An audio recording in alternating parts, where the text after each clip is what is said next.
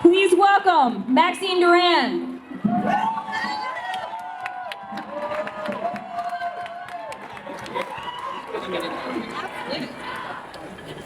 Hello, everybody. My name is Maxine Durand. I'm running for Governor of Idaho in the May 19th Democratic Party primary. Thank you. This is actually my first time running for something. But I've been in public service for over a decade, and I thought, what the hell? I'm watching my entire profession burn to the ground around me. And if Social Security still exists by the time I'm old enough to claim it, I don't want to spend the time between now and then putting Band-Aids on stuff that never should have been broken. It was almost a year ago, I spoke at the first Hands Off rally in Twin Falls. Yeah, and at that time, I spoke about ICE, I spoke about billionaires taking control of our government, and I warned that things would get worse before they got better. This last year, I think it's safe to say I was right about that.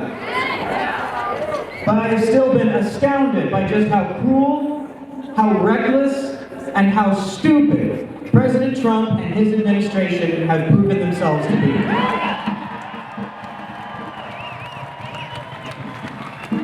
This administration has built concentration camps to illegally hold immigrants to this country, most of whom have no criminal record, and his administration has killed people demonstrating in our streets trying to stop them. This administration has handed our government over to psychopathic billionaires, carving up the wealth and power that belongs to our people, and handing it out like party favors to their cronies. This administration has mismanaged our economy and caused 2 government shutdowns, one of which is still going, and completely destroyed our relationships with other world powers. I'm watching. A year ago, I would not have predicted that we would be on the cusp of World War III, let alone with Iran, but here we are. Meanwhile, in Idaho, our governor and state legislature are doing all they can to bring Trumpism down to the state level. They have gutted our public schools and universities. They are trying to take away Medicaid expansion. And now, most importantly to my heart and my community, they have once again put Idaho on the map for some of the most hateful and draconian anti-transgender bills in the country. Idaho House Bill 752,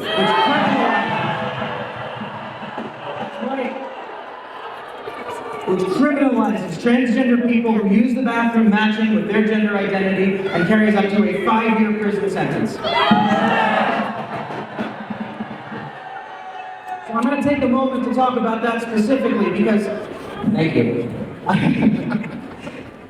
As you can tell, I still get used to the AV stuff up here. It takes me a minute. But I want to talk to you about this because these bathroom bills, they affect people's lives.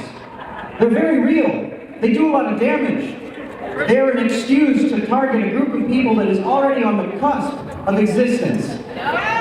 They want us to go away. They want us to be invisible. And so for every transgender Idahoan out there, be yourself or die dreaming.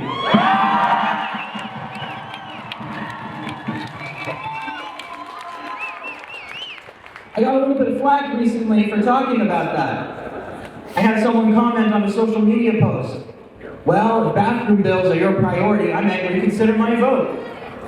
And I said, this is the first time I've talked about bathroom bills. I have a pretty lengthy platform on my website. I don't want your vote. This is about a lot more than just elections, though I do hope you all turn out on May 19th. This is about preserving our democracy. This is about defending those who are defenseless. And transgender people, we're just the tip of the iceberg.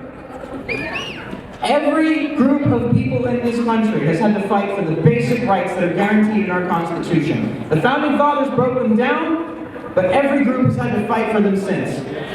The Civil Rights Movement, the Disability Rights Movement, the Indigenous Rights Movement, and now us. And if they come for us, they'll come for you too.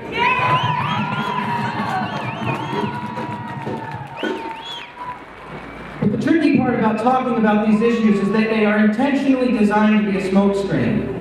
I have to fight because it's my people that are on the line, and I have to give it everything I've got. But I don't want to be talking about bathroom bills. I want to be talking about Medicare for all. I want to be talking about raising the Idaho minimum wage so that a family can actually live and live comfortable lives. I want to talk about expanding our public education system in this state, not destroying it. And instead I have to argue with old men about where I get to pee. I've given my life to public service in this state. I've worked in healthcare, I've worked in education, I've worked in transportation and local government. I have been around the block. I will continue to do it until I am dead. So when I say to you, these bathroom bills are a distraction, it is not to take away from how dangerous they are or how hard we need to fight to stop them. It is to refocus our attention on the very real fact that one day we will win. Yeah! But we need to have a plan for what to do when that happens. I'm going to be honest with you, I'm not afraid of Donald Trump. I think he's a doddering old fool. I'd be very surprised if the Republicans don't eventually shit-can him on their own. But whether they do or not, he won't live forever. What I'm more afraid of is that we fail to seize the moment that this vacuum of power creates. We're all out here, we've all been at these protests and rallies, we're all doing the good work, we're signing the petitions, we're joining organizations. What comes next? Run for office. I need every single one of you to look at the offices that are going up in the next few election cycles and start making plans. Yep. I need you to be brave. Yep. I need you to do more than just donate and wave signs. Do those things too. But I need you to throw your hat in the ring. Yeah! And if you can't, find someone who can and encourage them. Help them set up their campaigns. There's a lot of work that goes into this. And it's terrifying to do it alone. But not if they know that they have the thousands of people here behind them.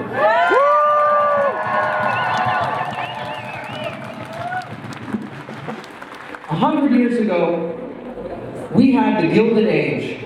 And I think right now we're in the second Gilded Age. The upside to that is, right after the Gilded Age came the Progressive Era. It is not inevitable that we will win, but it is inevitable if we fight. Yeah!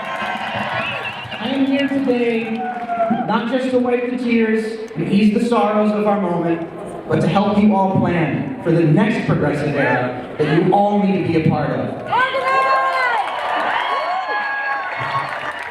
Please, as you're going about your business today, you're watching these speakers, go to these different booths, talk to people, engage with them, find out how you can support, and like I said, start making plans for what your future is going to look like. Because as dark as things are right now, the horizon is very, very bright.